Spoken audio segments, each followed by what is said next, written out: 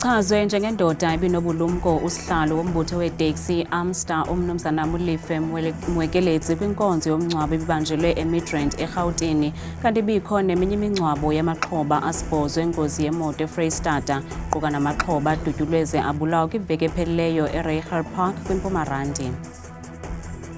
Umcimbi uyaqhubeka njengoba sachaza nje ukuthi ke kumenywa wonke umuntu wonke amakhona eSouth Africa nesifundazwe ngothilwazi. Selefikelele kwisigaba sokugqibela amalungiselelo omtshato wesintu wangomso kakumkani Misuzulo kaZwelithini nekumkanikazi uNomzamo Myeni kwibhodwe lakwakhangela amankengane kwaNongoma kwiphondo laKwaZulu-Natal.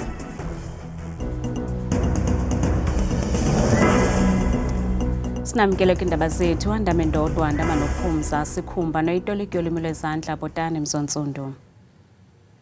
Uchazwe njengendoda ebinobulumko nebilikhalipha nedlale indima enkulu kwicandelo leteksi usihlalo wombutho weteksi Amstar umnumzana Molefe Mwekeletsi kwinkonzo yomngcwabo ibibanjelwe eMidrand eGauteng namhlanje. Umwekeletsi wadutyulwa wabulawa ndawonye nonogada wakhe eMarlborough Gardens kwiveki ephelileyo.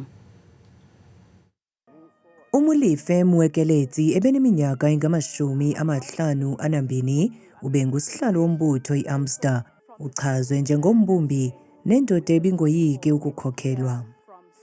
Molefe was a true leader, one who did not mind being led. Molefe was a man of great wisdom. He had determination. He changed the landscape of the taxi association in Alexandra. He united the two taxi associations in Alexandra. Xeshikweni oogxa bakhe bekwavakalise ukuxhalaba ngokuphila ubomo obusemngciphekweni.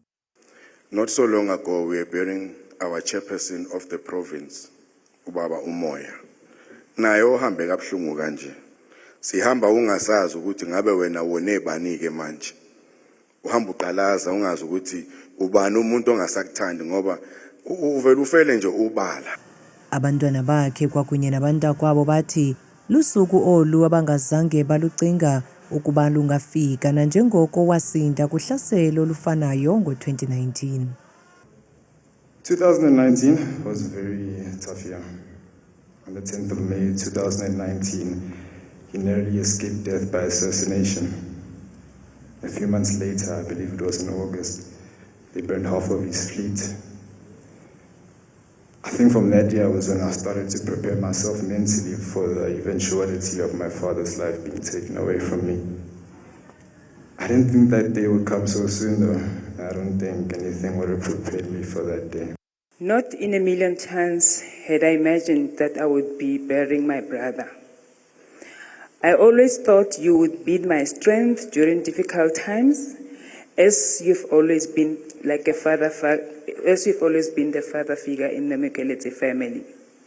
Now I have to be strong for you and for us and for our family. Your sudden departure has left a deep void in our hearts, one that cannot be filled. You were our protector, our guide, and our source of laughter and wisdom. Though you are no longer with us in body, your spirit will forever live in our hearts and memories. Umphathiswa ujongene nezothutho eGauteng uKenny Kunene uvakalise ukungaxoli kwinto athe kukungakhathalelwa kwecandelo leteksi.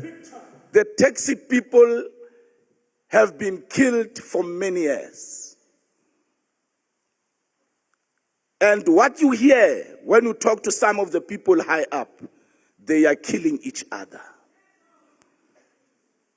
Politicians are killing each other, yet there's a political task team. So it is time, acting minister and president, that a taxi killing task team must be formed. Ushiya ngasemva inkosikazi nabantwana bakhe umphefumlo wakhe uphumle ngoxolo. Abekwe kumakhaya abo okugqibela namhlanje amaxhoba asibhozo engozi nathe aphulukana nobomi babo kwingozi eyenzeke kuhola N3 kwiveki ephelileyo. Amaxhoba lengozi amahlanu angcwatywe eVirginia ngelixa amanye amathathu engcwatyelwe eWelkom eFreystata. Lengozi yehle ngethuba iteksi ingquzulwana nesigadla kule veki ephelileyo ngoLwesine, nalapho kuye kwasweleka la maxhoba asibhozo sekwenzakala abathandathu.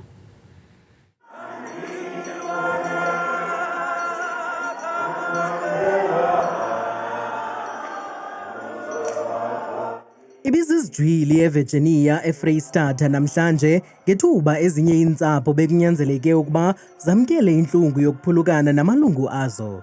Ngamanenekazi amahlanu kwasibhozo athe angcwatywa namhlanje nathe asweleka kwingozi yemoto kuhola wendlela u-N3 ngethuba isiya kwiphondo laKwaZulu-Natal kwiveki ephelileyo. Ezinye zeentsapho nabo basindileyo babalise ngokwehlayo. Sisentlungwini ngenxa yokuba besingayilindelanga le ntlekele ukuba isehlele, kodwa kukuthanda kukaThixo sisezintlungwini. Ebesemncinci kakhulu, ngoku siya eThekwini besiyokubhiyozela usuku lwakhe lokuzalwa. Wanga umphefumlo wakhe ungaphumla ngoxolo, ngakumbi kuba esweleke ngosuku lwakhe lokuzalwa. Ngemini esasihamba ngayo uSeyipati wathumela ivesi yeBhayibhile egruphini kaWhatsApp eyayisithi asifanele sixabane xa siseluhambeni. Ndisebenzile naye, sibhiyozile kunye, besikunye njengosapho. Kunzima kuba ibilusuku lokuzalwa kukasisi wam. Ndiyathemba ukuba uThixo uzandinika amandla kuba ibinguye ebendondla kwaye ushiye nabantwana abancinci. Ukanti bebonke kwesi sithuthi bebeli14, kuvakala ukuba bebesuka eVirginia naseWelkom ngethuba isithuthi ebebekhwele kuso singquzulana okweenkunzi zegusha netrak ekurhaneleka ukuba iphulukene neziqhoboshi zayo ngentseni yangoLwesine. Ukanti abathandathu kubo bashiyeke nemikrwelo engephi. Inkulu baphathiswe elaa phondo ibiyinxalenye yabazili. Ndimi apha ndingamanga njengenkulu baphathiswa kuphela, kodwa njengomama, njengomfazi nanjengodade. Ndifuna ukukunika intuthuzelo kunye nengcaciso yesisiphithiphithi, kodwa andikwazi. Kodwa into endifuna ukuniqinisekisa yona nesuka kurhulumente intlungu endinayo. Iqumrhu leeteksi eVirginia lithi le ngozi ngeyingakhange yenzeke. Kakhona ibizo labathwala ba-Virginia Taxi Association endaweni abantwana abaseVirginia batshwarelwa basenasehlayibeni asintshwetsa etseng ka bomo batshwarelwa. El Phondo lizilele abantu abakwishumi-14 abasweleke kwiingozi ezimbini ezahlukeneyo kwisithuba seveki. Lincwatyiwe elinye lamaxhoba namhlanje nadutyulweze abulawa kule veki iphelileyo eReiger Park eBoksburg kwiMpumalanga. La maxhoba aquka abasetyhini abathathu nabadutyulwa ngabantu abangaziwayo nabambonzeleke kule ngingqi behamba ngesithuthi esiluhlobo lepolo esisilva namnyama ngombala. There's no pain and no more sorrow. Usapho lukaDaniel Bhalo luthi linzulu kakhulu inceba lokushiywa ngunyana walo. uDaniel ngomnye wamaxhoba athe angcwatywa namhlanje. Daniel, I prayed for you more, especially over the last 2 or 3 years. And when I prayed for you, I would always pray for your friends. My prayer would always be that you guys would be protected, that God will forgive your errors and allow you to live fulfilled lives. Utata kaDaniel uthi baza kumkhumbula kakhulu umntwana wabo. Last Friday, you sat next to me. I didn't know this was going to be the day that I would do that again. Just enjoy touching your hair while you're sitting next to me, where we have such a good bond with one another. I wish as I was typing this, Daniel, that the trumpets would sound and that the voice of an archangel, your family, your friends, all those you touch so beautifully would gather as one, knowing it's the return of our King. It's also your return, Daniel. But it's not that day. And I'm going to have to wait and journey through life without you. uDaniel ubhubhe eneminyaka engama-22 ubekwe kwikhaya lakhe lokugqibela eReiger Park namhlanje. Selefikelele kwisigaba sokugqibela amalungiselelo omtshato wesintu kakumkani Misuzulu kaZwelithini nekumkanikazi uNomzamo Myeni kwibhodwe lakwakhangela amankengane kwaNongoma kwiphondo laKwaZulu-Natal. Kulindeleke ukuba amawakawaka abantu kuquka neendwendwe eziphuma mbombozone kweli baphume ngobuninzi ukuzimasa le ngxikela yomtshato ngomso. Uphila Mthembu senzelele ngxelo. Engakusho nje ukuthi indlunkulu isiqinisekisile ukuthi umcimbi wakusasa uyaqhubeka lapho zizobe ziwushaya phakathi kwesilo uMisuzulu kaZwelithini noNdlunkulu uMamyeni. Kuzokhumbuleka ke ukuthi lokhu kwenzeka nje izolo bekunomcimbi omkhehlo lapho isilo bekade sikhehla khona uNdlunkulu. Siye sathola ke ithuba lokuthi sixoxisane nelunga lomndeni wala eNdlunkulu umntwana uGibizise Zulu wasibekela kanje. Umcimbi uyaqhubeka njengoba sachaza nje ukuthi ke kumenywa wonke umuntu wonke amakhona eSouth Africa nesifundazwe ngothilwazo. Umcimbi uqale ngomhla ka7 kukhehlwa eJozini emakhonyeni lapho uqhamuka khona uNdlunkulu lo zobe gcaca kusasa ukuthi ke mhla ka9 kusasa ngesonto ilapho ke kuzobe ishikisha khona kumgcaco wesintu. Ngakho ke silindele wonke umuntu ukutheza azobusisa lobu khosi nendlela okumlando ngayo ngoba kule century esikuyona ngoba sedlula kwenzeka okwakhona njengamanje imillennium kuyaqala njengoba sisibonisilo sizobe sigcaca sikhombisa ukuthi ngempela uZulu uyinto enjani. Kuzobe kusindwe ngobethole njengoba kulindeleke izinkumbi zabantu ukuthi zihlangane la ukuzobungaza kulo mcimbi oyingqa esivele nozoqapha kakhulu umlando njengoba kusobe kungokokuqala ngqa isilo uMisuzulu kaZwelithini ecacelwa selokhu angena esikladini sobukhosi. Kwizindaba zethu ku163 nginguphila Mthembu kwaNongoma. Kukwinqalabo ngamanzi kwisixeko saseTshwane njengoko amagosa evakalise ukuxhalaba ngokungeniswa kwabantu kumaziko empilo nabosuleleke intsholongwane yomkhuhlane ityphoid kumasipala waseTshwane. Typhoid inwenwa emanzini angcolisekileyo kunye nokutya. Kuzokuthi kangoku ngama-48 abantu abosuleleke yile ntsholongwane kwingingqi iBronkhortspruit naseHammanskraal. Le ngxaki yesisifo somkhuhlane obizwa ngetyphoid wongamile kwingingqi zaseTshwane eziquka iHammanskraal neBronkhortspruit kwaye kulonyaka sele bebhengezwe inani eliqikelelwa kuma-50. It's a communicable disease that we normally treat. However, during October, we saw a spike in the cases.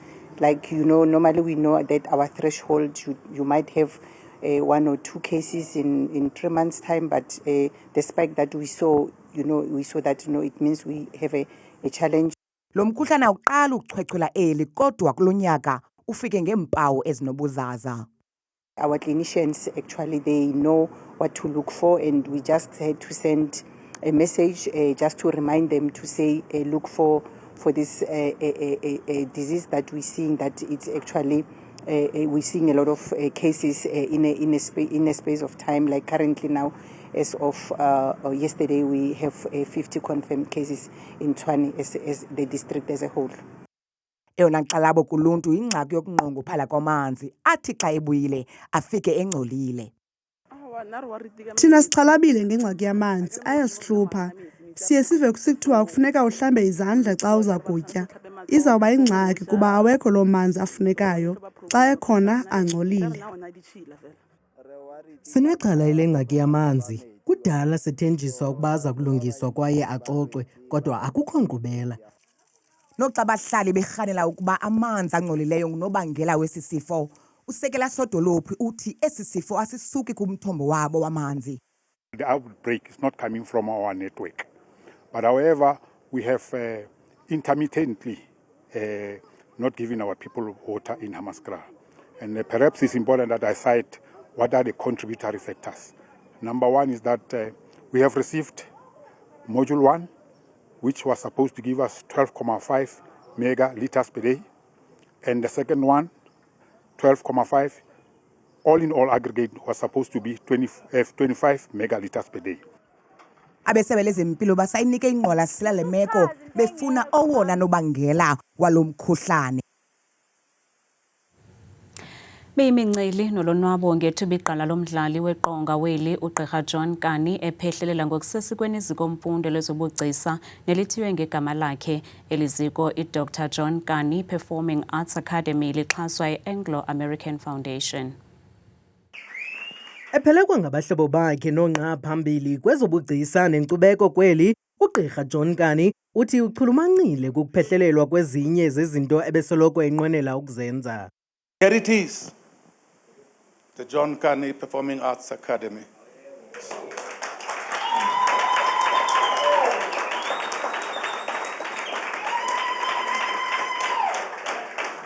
It's not mine, it's ours. Elizikomfundo lisekelwe ukulola izakhono zabo basakhasayo kwicandelo lamagcisa. It's lonely out there when you start practicing as a professional. Yes, you can go with people to the green rooms, to the bar, to what have you, but who's your coach? I think it's long overdue. We need something like this. We need an institution that will actually kind of promote, I think, good governance, good everything, good performances. Abanye ebebezimasile bathi banethemba lokuba eliziko liza kuba likhubalo kweli. I think it's going to be quite diversified, whereas, with a lot of schools we're doing acting or we're doing writing or we're doing this. His is very fluid and diverse.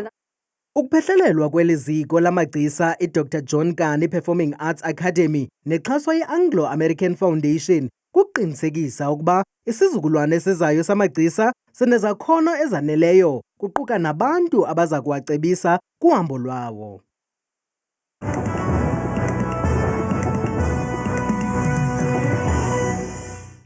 Nkosi kakhulu ke mamqwathi inoncuthu ezindabeni ndiyabulisa mbukele ekhaya ndikwamkele kaloku kudesika yam yemozulu mna ke bethu igama lam ndikuthabile ndiyintswakazi yaseBadenje nomvanje ngokubanzi yenjenje imozulu leyo ke mzontsundu esiya siyivule kaloku isiphawuleni ke iziganeko kumzantsi Afrika kusukela ngomsekuseni emva kwemini nangorhatya kusibekele kakhulu kwiindawo ezininzi phantse nje wonke umzantsi Afrika uphela ngamandla kwelapho lapha kaloku phaya ko-Free State futhi kwincam nombindi walo ko-Welkom umzekelo kwasekuseni futhi kaloku 16 degrees ekhatshwa zindudumo nemvula nezontshizane xa bevala usuku ngomso ko-27 degrees ngokubanzi mzontsundu wam amaqondo wakho phantsi ke naphezulu sifuna kulokuqala ngqa iphondo bethuna kuphaya kaloku ephondweni lasempuma koloni ngamandla kakhulu ke kumazantsi nempuma ilapho nokogqibeka phaa neziphaluka kwasekuseni futhi zezontshizane zithe xhaxhe yonke laa ntsasa ngeshumi nje elikhatshwa sisithandathu ngokubanzi kwakhona benjenje ephondweni laseFreystata nelizinze kumbindi apha ezantsi mpela ke kuncamiseni nje liqala bakoloko kuyanetha kakhulu futhi bebubanda ko-Fixback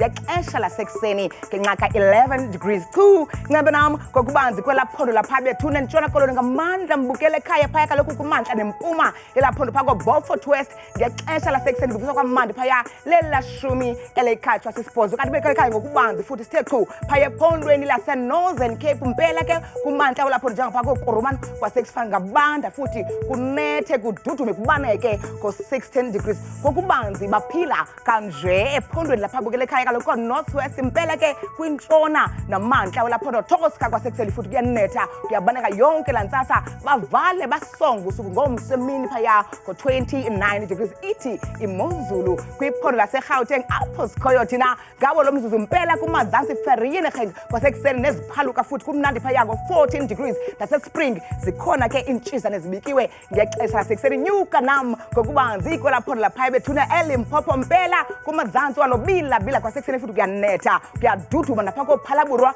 kwimpuma lapho qaba ngamafu nje yonke laa ntsasa sehle njalo ngokubanzi kwelaphondo laphaya bethuna empumalanga ngamandla ke ko-Middleburg kumantla nentshona yelaphondo 12 degrees ekuseni nakwincam emalahleni futhi ayafana amaqondo okutshisa phantsi ngo-12 degrees vuma ndiyivale ndiyisonge imozulu ke phondo lokugqibela KwaZulu Natal impela ke kumantla phaya koPhongolo ekuseni futhi zezontshizane zithe gqa ngo-13 degrees napha ko-Vryheid kusanetha ekuseni mna ndikuthanda kangaka xesha lemiyoli